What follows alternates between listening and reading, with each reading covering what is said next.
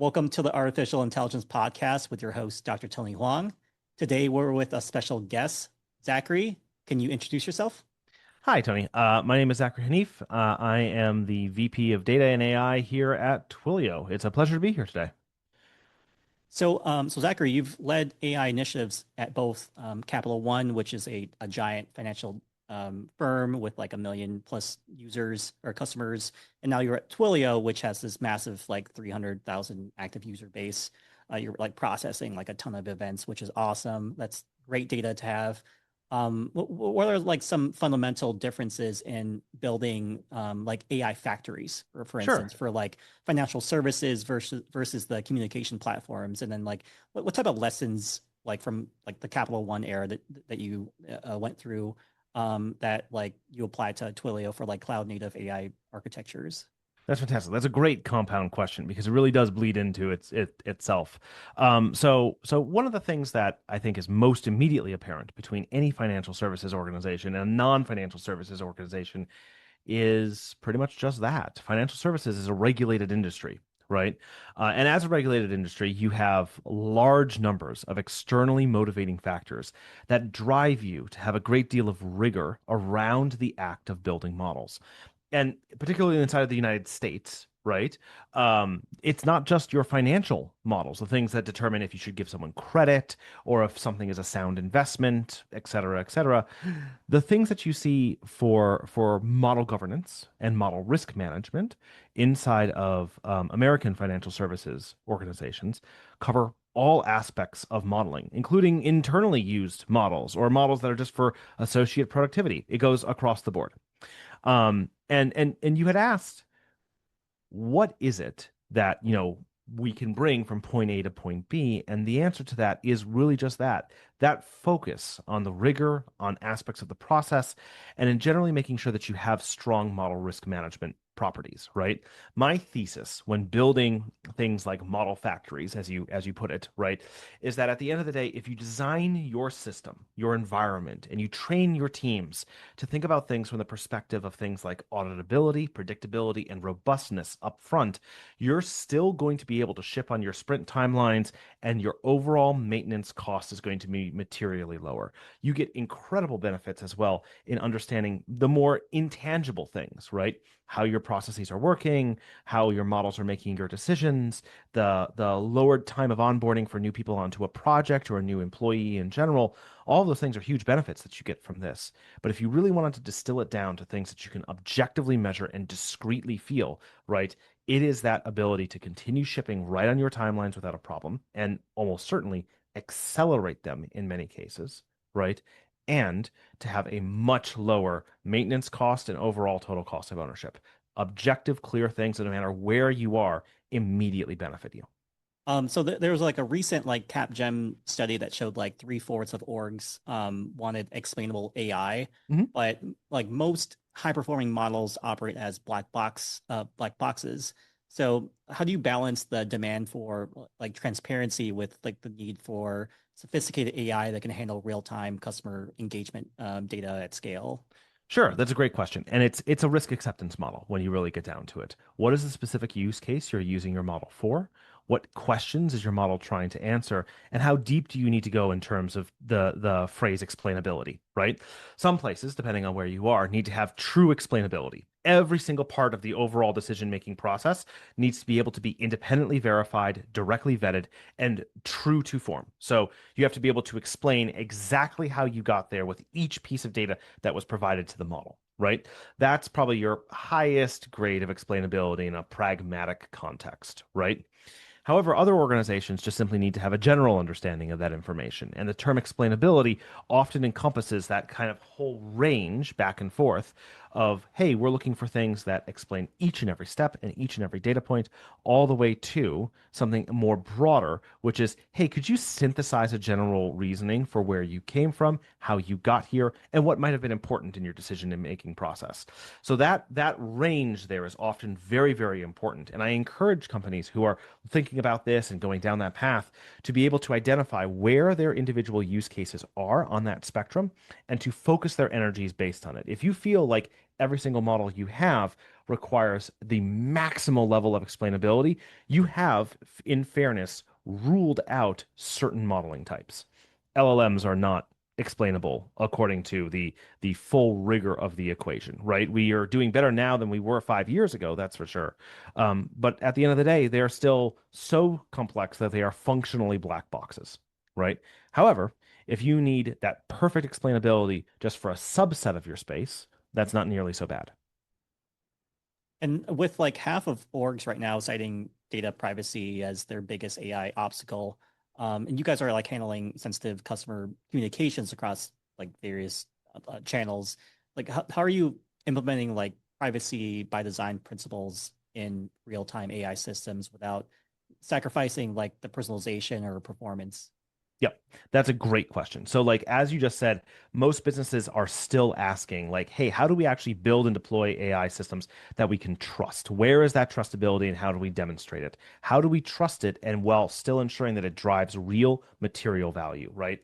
And so that's what we're functionally trying to do with our platform right now. So, when we work with AI at Twilio, right, we ensure that the customer's data is their data, right? There is no bridging between customer A and customer B. There's no shared model. There's no shared data. We keep everything entirely isolated to that one particular environment. And that is a full segregation of the environment as deeply as we can go inside of the system. So the model is unique, the data is unique, and all of that material stays that way through the entirety of that pipeline. Everything that revolves around the processing, the storage, and the manipulation of the information.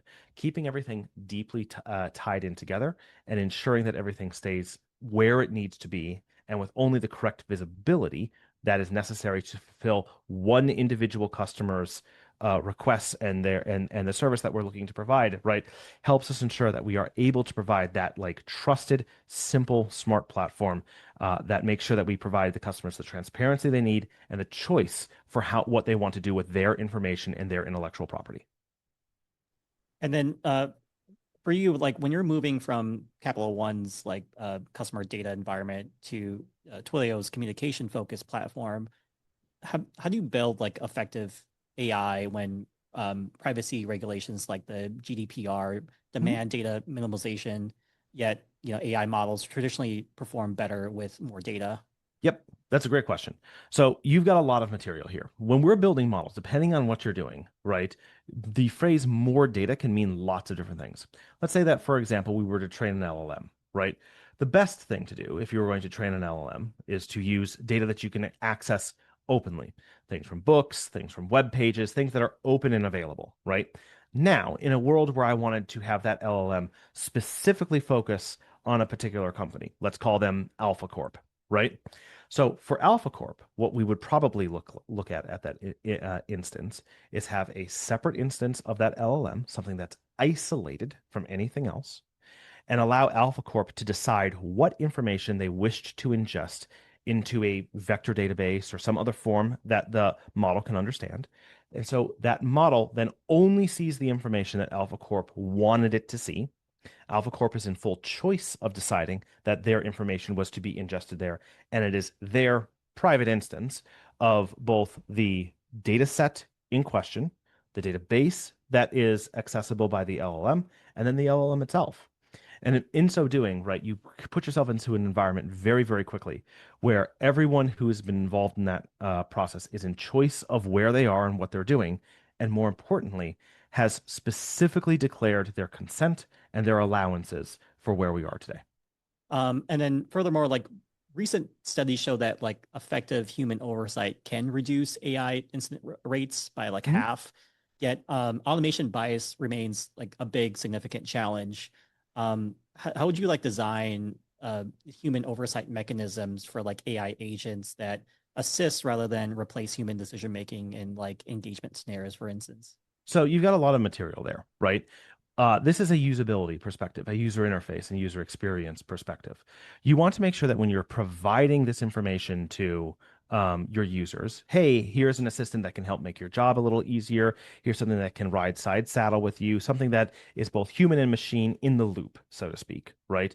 You want to make that available and accessible to your users in a way that don't encourage your users to blindly trust the tool. right? You want to be able to do that in an environment where the tool is presented as, hey, this is a perspective you may want to be interested in. It was generated using the following information. Here are some caveats that may be present in it. Historically, that has been difficult, right? Quite frankly, because humans tend to behave differently based on what is accessible, so easy to leverage, right? And two, trustworthy.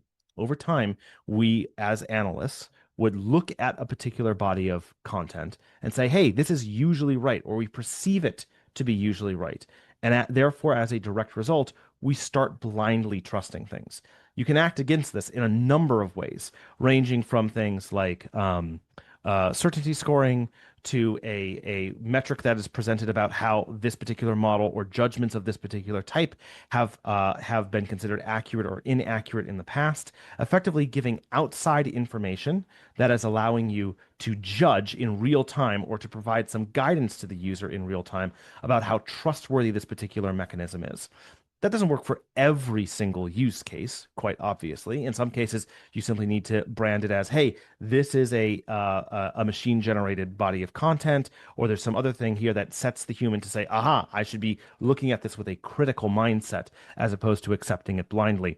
But there's a lot of material that you do, both from a technical perspective, in terms of modifying the actual results of your generative process, from a user interface perspective, things that I have just discussed here right now, to finally a training perspective, effectively training associates on how to use tooling like this. Humans have been learning how to work with and operate tools for a very long time, and the risk of becoming overly reliant or overly dependent on that tooling and foregoing human judgment has always been a risk. We know how to deal with this. This is a new frontier in many ways, but ultimately it's the same challenge. You adjust the tool, you set out clear visual warnings that humans interact with frequently so that they know they should continue to be skeptical and critical. And then finally, you reinforce those affordances with training, teaching them this is where the safety zone is, this is how you know when you're not in the safety zone, and this is what you should do about it. Here's where your affordances lie. So with like a 9 out of 10 orgs like planning AI expansion, but they're lacking like mature governance frameworks. What's your like go-to playbook for implementing responsible AI governance that doesn't become like a bottleneck to Yeah. innovation? We've got a couple of those running around right now. The NIST framework, for example, for responsible AI and responsive generative AI use is a great framework, right? You can't just take it off the shelf and immediately start doing the things that are in there. It is a framework in the true sense of the word.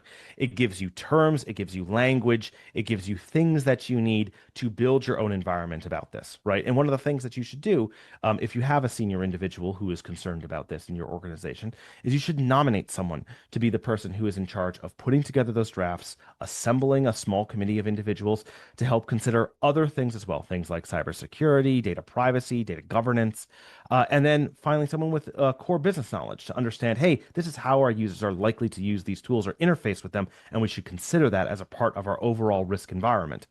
By pairing all these individuals together and charting them, saying, hey, take a look at like the NIST framework as a great example. Let's develop something out of it, put it through the ringer, and take a look at it. You should be able to do so. For larger organizations, you're probably already thinking about that. Almost every large organization, after a certain point in size, has a second line or even third line risk organization who's already thinking about these problems. Or at the very least, if they're not thinking about them yet or haven't started on it yet, they have the muscle memory, so to speak, to put together risk frameworks and to operate inside of this environment. They already know how to do this. They just might need a push or some additional guidance, right?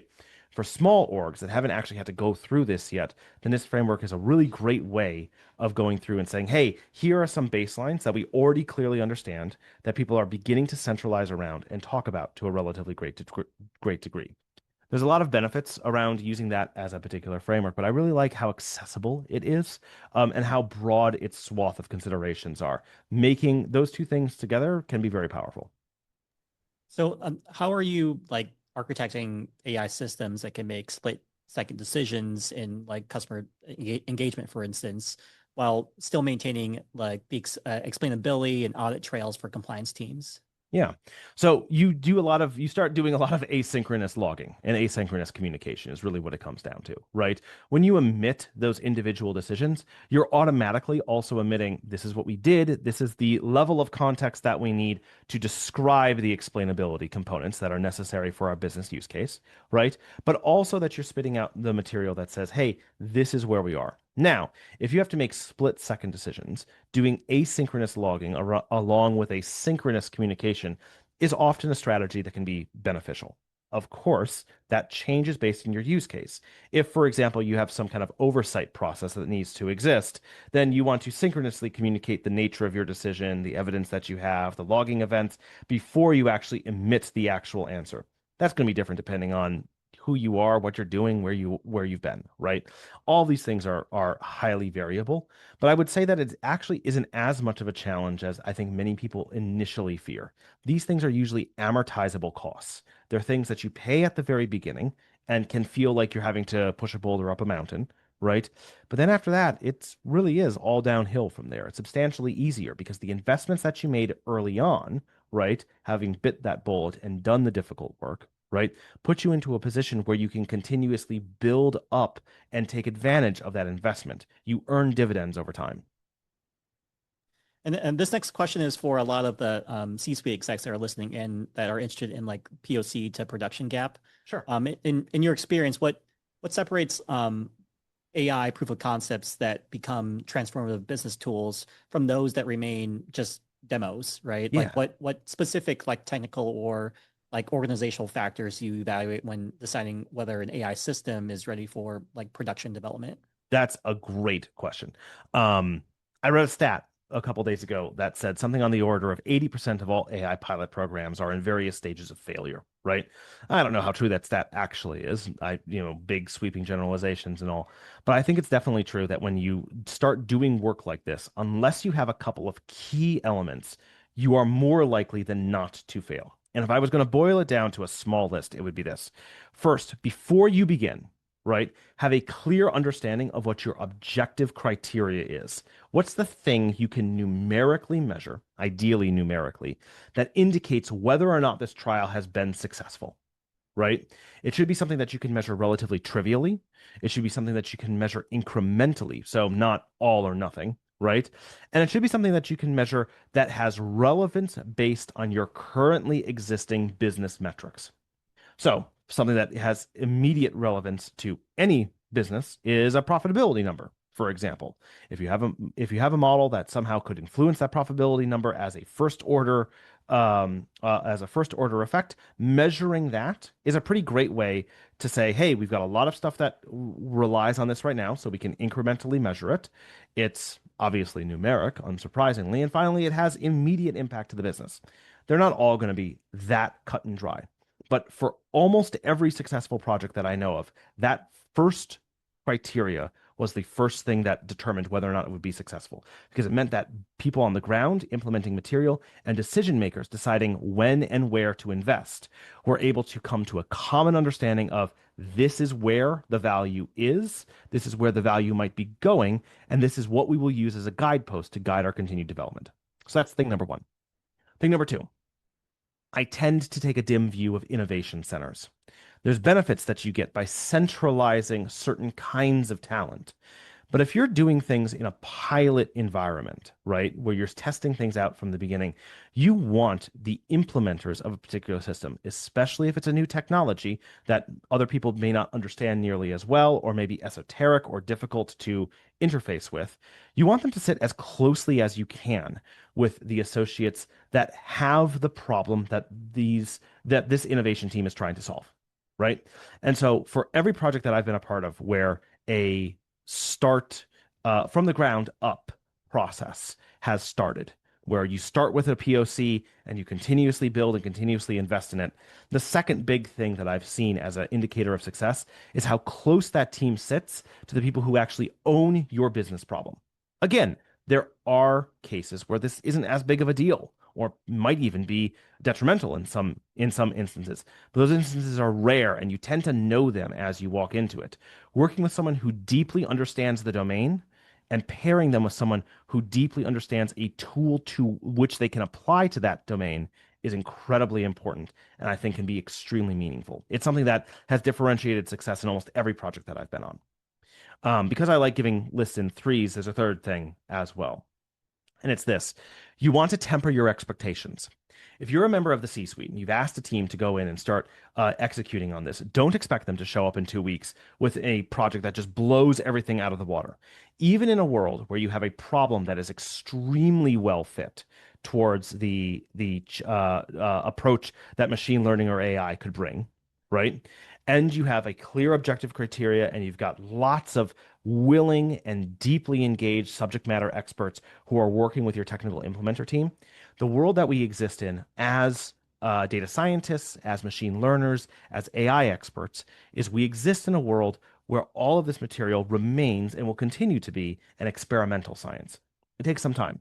What you will usually start to see inside of these projects is you'll start to see this kind of logarithmic curve, right? You'll see a lot of rapid progress relatively quickly, but not getting to quite where you need it to be to push it into production. And then that speed of development will begin to taper off a little bit, right? And it'll get smaller and smaller, where you need more effort to improve the curve point by point, if that makes sense.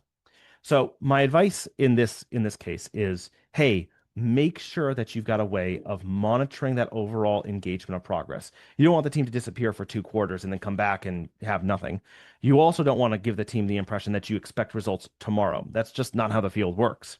What you want is you want to rely on that thing in the first instance. What are your primary key metrics that you're looking to monitor? And you want to work with the team as you begin to understand, hey, are we making forward progress or not? Sometimes that progress will come in great bursts. Sometimes that progress will take a little bit more, but that would be the third thing. I'll give you one more as a bonus. I know that I said 3 things, but I lied to you. The bonus is this. I mentioned a little bit earlier that not all problems are sized for machine learning. Machine learning is extremely powerful. Machine learning, AI, doesn't matter what it is. And one of the big things that makes people, especially myself, excited about LLMs and everything that's come out of deep learning, quite frankly, is that that is an approach that has made what was recently an intractable or near intractable problem surprisingly approachable. And one of the things that I think is really important right now is that we continue to recognize that there are some problems that we just don't know how to model well or take lots and lots of time and energy to be able to get in. For example, you've seen a lot of the genomics projects for protein folding and whatnot that have been coming out of Google Research over the last couple of years. Not only did the technology only recently advance to get us into a point where that could be particularly powerful. I'll caveat all this by saying I don't have a medical background, and so I'm sure there's aspects of it where, Tony, for some of your audience who may be experts in the medical field, they might say, it's not as great as it sounds.